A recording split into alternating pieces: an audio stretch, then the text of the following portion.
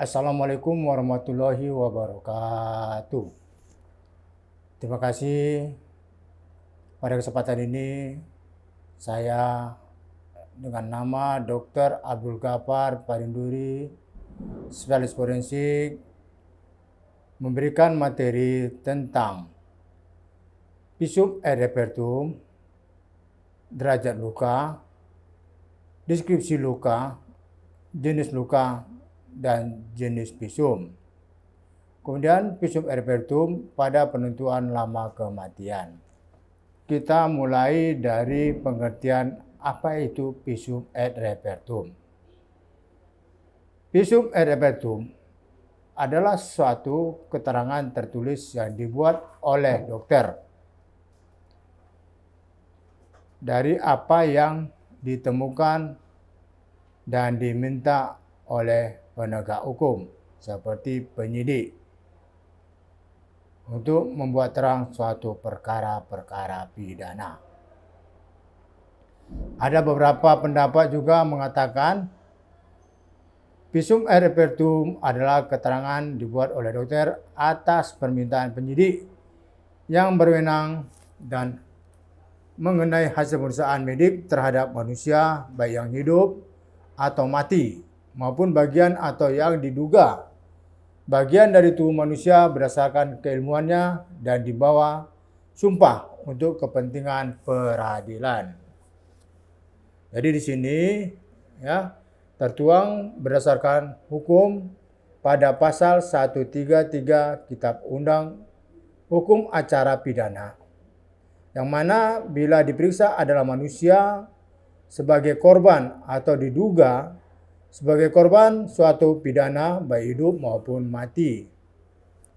Jadi kalau kita mengacu pada susunan visum et repertum tersebut, mulai dari bagian pembukaan.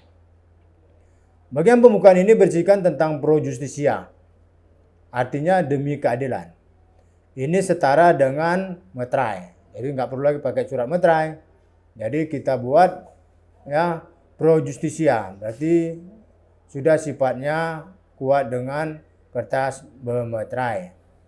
Di pro justisia ini akan kita tuliskan adalah nomor surat, tanggal surat, kepala surat dari tempat kita bekerja, apakah itu rumah sakit, apakah itu klinik tempat kita berpraktek. Tentu kan juga mempunyai kepala surat. Kemudian ada juga tentang hal pemeriksaan terhadap korbannya. Apakah korban hidup ataupun korban mati. Kemudian lampiran. Dalam pengertian lampiran ini, apakah ada foto-foto yang kita mau masukkan ke dalam visum tersebut? Apabila ada, berapa jumlah foto tersebut? Berarti berapa lampirannya? Kemudian sifatnya. Jadi dalam sifat ini pengertiannya adalah rahasia. Jadi kalau visum et repertum ini tidak bisa kita sebarluaskan kepada orang-orang yang ingin mengetahui isi visumnya. Ini kita serahkan kepada penegak hukum yang memintanya, terutama kepada polisi yang minta dibuatkan ya visum terhadap korban tersebut. Jadi apabila selesai kita serahkan kepada polisi tersebut, jangan kita serahkan kepada korbannya, jangan kita serahkan kepada LSM, wartawan, dan lain sebagainya.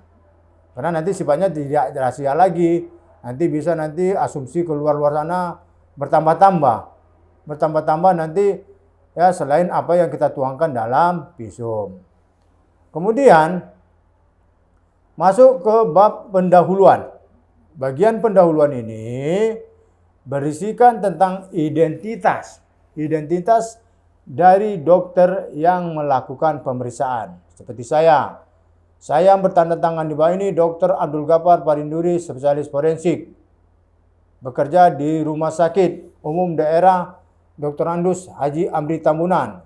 Jadi nama polisinya atas permintaan dari Polres Deli Serdang dengan nomor polisi sekian, tanggal surat sekian, nama polisinya, NRP-nya. Nah, ini harus kita buat, ya. Kemudian nama korbannya, ya.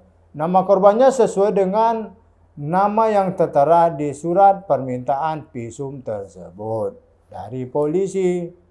Itu kalau di bagian pembukaan. Kemudian di bagian pendahuluan, ya. Tadi di bagian pendahuluan, pembukaan, pendahuluan. Kemudian di bab ketiga di bagian pemberitaan. Bagian pemberitaan ini tentang apa yang kita temukan pada tubuh korban. Mulai dari kalau orang hidup, vital sign-nya, ya. Sebelum vital sign-nya, anamnesis dulu. Kita tanya sama pasiennya. Mungkin nanti akan kita peragakan bagaimana cara menanyakan kepada pasiennya, ya. Kemudian kita ukur, ya, data medisnya. Mulai dari keadaannya, sadar atau tidak sadar, tensi darahnya, nadinya, pernapasannya, dan seterusnya. Termasuk ciri-ciri dari korban tersebut. Kemudian baru kita lihat dari rambut sampai ke ujung kaki. Apakah kita temukan tanda-tanda kekerasan atau tanda-tanda pidana lainnya seperti, ya, luka bakar, luka sayat, luka tembak, ya, dan lain-lain sebagainya. Itu yang harus kita tuangkan di pemberitaan. Apabila kita temukan, kita ukurlah berapa panjangnya, berapa lebarnya. Apabila dia luka tusuk, tentu lukanya akan menimbul kedalaman. Berapa dalamnya? Karena ini semua adalah informasi kepada penegak hukum. Kira-kira senjata apa yang dipergunakan oleh pelaku terhadap si korban? Apakah dia menggunakan pisau? Apakah dia menggunakan parang? Apakah dia menggunakan senjata api? Inilah, ya, yang kita informasikan kepada penegak hukum, luka-luka tersebut. Bukan senjatanya yang kita informasikan. Senjata apa yang digunakan oleh pelaku itu tugas penegak hukum mencarinya. Bukan kita bilang, oh ini lukanya kena kampak. Nggak bisa kita bilang gitu, ya. Dari pemberitaan tadi kita kan mendeskripsikan luka, ya. Mendeskripsikan luka itu seperti umpamanya luka tumpul. Luka tumpul dia mempunyai ciri sebagai pinggir luka, ya, tidak rata. Pinggir luka tidak beraturan. Kemudian kalau dia lukanya luka robek, dia mempunyai sudut luka tumpul, ya, bukan lancip. Kalau lancip itu dia menggunakan senjata tajam, gitu, ya. Kemudian dijumpainya jembatan jaringan. Artinya apa jembatan jaringan? Berarti ada ototnya yang terputus, ada ototnya tidak terputus, gitu, ya. Kalau dia luka tajam, dia tidak jumpai jembatan jaringan karena ototnya semua sudah terpotong, ya. Sepanjang alur luka tersebut, sepanjang luka yang dilalui oleh benda tajam tersebut. Kemudian kalau benda tumpul, kita lihat rambut di sekitar luka akan terputus. Jadi beda rambut terpotong dengan terputus. Ibarat kita mengkoyak suatu kertas, dia akan mempunyai ciri yang tidak rata. Tapi kalau dia yang terputus, dia akan mempunyai ciri yang rata, pinggir yang rata. Itu dia perbedaannya, ya. Beda lagi dengan, ya, peluru. Peluru dia mempunyai ciri tergantung daripada, ya, jauh dekat senjata, moncong senjata tersebut dengan permukaan tubuh korban. Ada lukanya luka tempel, ada lukanya sangat dekat, ada lukanya dekat, ada lukanya jauh. Jadi macam mana mendefinisikan lukanya? Kalau dia tempel, berarti moncong senjatanya itu sudah lengket di permukaan tubuh korban. Jadi di sekitar lubang luka akan kita lihat contusio ring. Contusio ring itu adalah bulatan dari moncong senjata, ya, seperti cincin. Itu namanya contusio ring, ya. Tidak kita jumpai nanti, ya, seperti percikan-percikan misiu, ya, seperti kan luka-luka bakar. ataupun seperti pengarangan hitam, ya, akibat dari asap-asap senjata pembakaran dari anak peluru tadi. Ya. Kalau dia sangat dekat, nanti akan kita jumpai ya luka-luka bakar pada permukaan kulit di luar lubang luka masuk. Jadi kalau dia luka tembak masuk, arah kulit, pinggiran kulit itu arahnya ke dalam, gitu ya, bukan keluar. Kalau arah kulitnya keluar, tentu itu luka tembak keluar, ya. Jadi harus kita bedakan mana luka tembak masuk, mana luka tembak keluar, gitu ya. Jadi kalau dia luka tembak sangat dekat, dia masih akan ada pengarangan, ya, bercak-bercak, luka-luka bakar, seperti umpamanya misalnya ada yang terbakar, ada yang tidak, kan gitu. Karena pada pelepasan proyektil adalah misi itu yang terbakar, ya, misi itu yang terbakar di dalam selongsongan peluru. Jadi dia, ya, selongsongan peluru itu ada proyektil, ya, paling ujung, ya. Karena pantat selongsongan itu yang dipukul hingga nanti misinya terbakar, gitu ya. Jadi kalau yang dekat, ini mungkin ya pengarangan, asap-asap itu yang hitam di sekitar permukaan kulit itu sudah nggak nampak lagi, ya. Tapi mungkin masih ada nanti bintik-bintik merah, ya. Mungkin ada sampainya ya misi-misi yang terbakar atau tidak terbakar ke permukaan kulit. Itu yang dekat. Kalau yang jauh, ya bintik-bintik merah itu juga nggak kita jumpai lagi. Yang kita jumpai hanya luka tembak masuk. Beda dengan luka tembak keluar. Kalau luka tembak keluar, arah kulit mengarah keluar. Jadi luka tembak keluar bisa lebih dari satu. Jadi kalau tembak masuknya satu, luka tembak keluarnya bisa dua, bisa tiga. Kenapa bisa banyak? Karena proyektil peluru tadi membawa ya jaringan dari dalam tubuh. Bisa membawa juga nanti tulang belulang keluar, ikut keluar, ya, karena sentuhan dari peluru tersebut. Ya, itu definisi luka. Ya, jadi kita tadi cerita tentang ya tajam sama tumpul. Tadi sudah kita bedakan. Ya, sudutnya, pinggirnya, ya, rambutnya. Kalau rambutnya tadi terluka terpotong, kalau dia yang tajam. Kalau yang tumpul dia yang terputus. Itu dia tentang definisi lukanya. Ya. Jadi tadi kalau kita cerita luka bakar, ya tentu ada derajatnya. Ya, derajat 1, 2, 3, 4, ya. Ada juga kalau menurut beda ada rule of 9, gitu.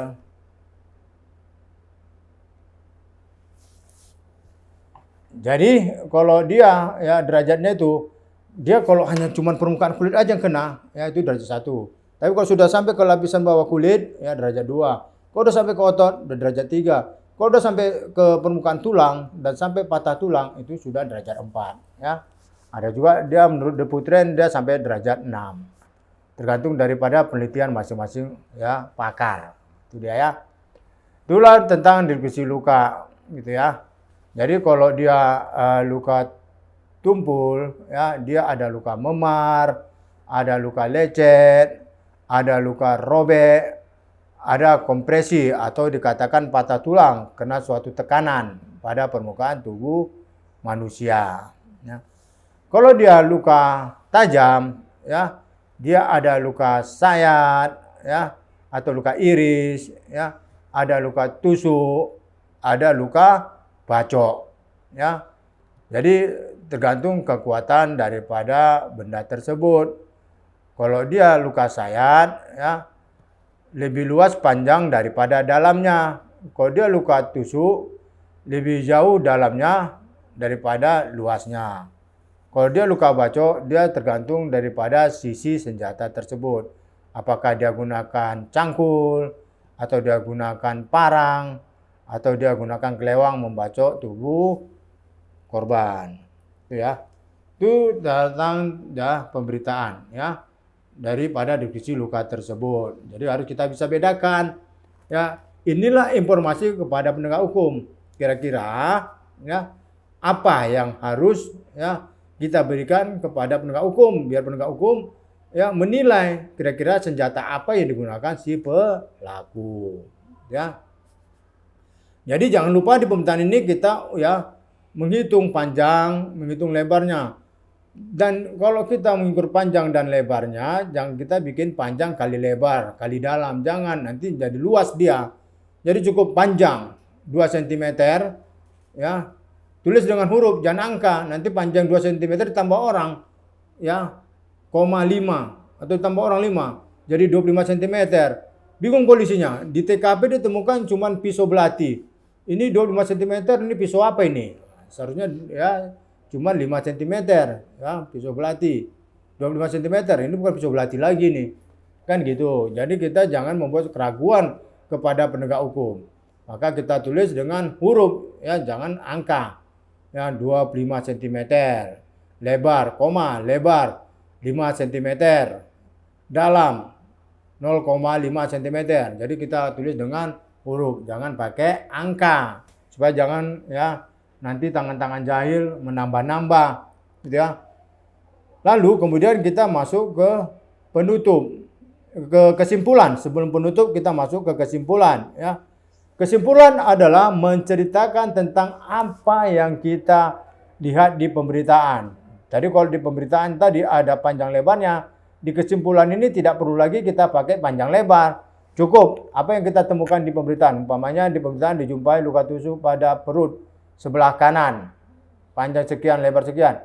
Kalau di kesimpulan cukup kita buatkan ya, dijumpai luka tusuk pada perut sebelah kanan. Ya, pada perut sebelah kanan. Gitu ya. Akibat apa ini luka tusuknya? Akibat benda tajam. Gitu ya. Karena bahasanya udah luka tusuk. Tapi kalau kita jumpai pada perut sebelah kanan luka robek, mungkin ini akibat mungkin ya dicucuk kayu ya, dan hingga membuat robek. Dari divisi luka tadi, pinggir yang tidak rata, sudut tumpul atau terseret di aspal ya. Perut terseret di aspal, dia menyebabkan luka robek. Itu dia. Ya. Jadi di kesimpulan ini ya, tentu derajat lukanya ini ya ringan, sedang atau berat. Jadi kalau kita cerita tentang derajat luka ringan, sedang atau berat, ini hanya menggambarkan kepada ya penegak hukum luka tersebut menghalangi pekerjaan. Ya. Luka tersebut tidak menghalangi pekerjaan ataupun jabatan. Berarti dia luka ringan. Kalau luka tersebut menghalangi pekerjaan atau jabatan, dia berarti perlu dirawat. Berarti dia belum bisa bekerja untuk sementara waktu.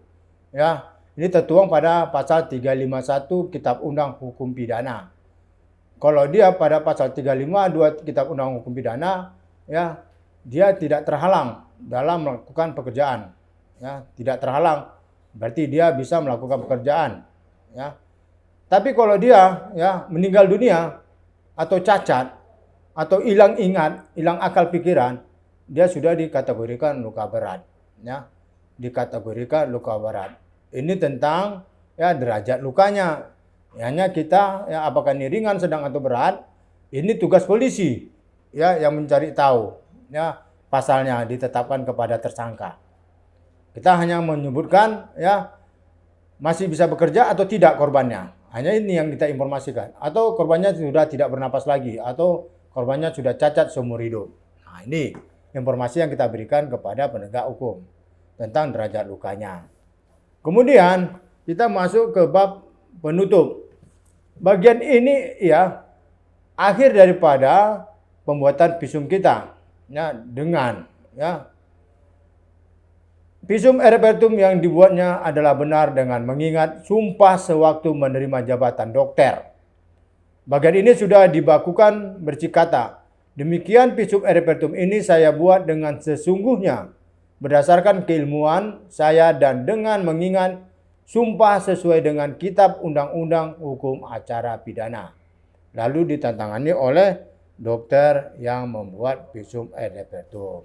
Inilah cerita tentang visum et repertum, digisip luka, kemudian tentang derajat lukanya. Nah, kemudian SOP-nya, ya, SOP-nya ya visum et repertum ini harus memenuhi ketentuan-ketentuan umum sebagai berikut. Diketik di atas kertas yang berkop instansi pembuatnya, yaitu rumah sakit atau instansi kesehatan lainnya. Sebagai surat resmi dan tertib administrasi, surat ini harus bernomor dan bertanggal. Menggunakan bahasa Indonesia yang baik dan benar. Jangan kita menggunakan bahasa-bahasa medis atau bahasa Inggris ataupun bahasa-bahasa Arab. Untuk penulisan angka menggunakan kalimat untuk menghindari manipulasi dan salah penafsiran. Jadi seperti yang saya terangkan tadi, jangan lagi ditambah-tambah orang-orang yang tidak berkompeten atau disalahgunakan oleh orang lain. Menggunakan garis-garis penutup bila penulisan kalimatnya tidak sampai ke tepi kanan untuk menghindari penambahan dari tangan-tangan jahil. Ditandatangani dan diberi nama jelas pembuat yang distempel instansi pembuatnya. Bila ada gambar atau hasil pemeriksaan yang memperjelas uraian tertulis, dapat diberikan dalam bentuk lampiran. Bila ada kekeliruan pengetikan, tidak diperbolehkan ditip X atau dicoret-coret, tapi coret dengan satu garis yang masih bisa terbaca. Kemudian ditulis hal yang dimaksud, kemudian diparaf oleh pembuat visum et repertum. Jadi masih terbaca apabila dia dicoret satu garis.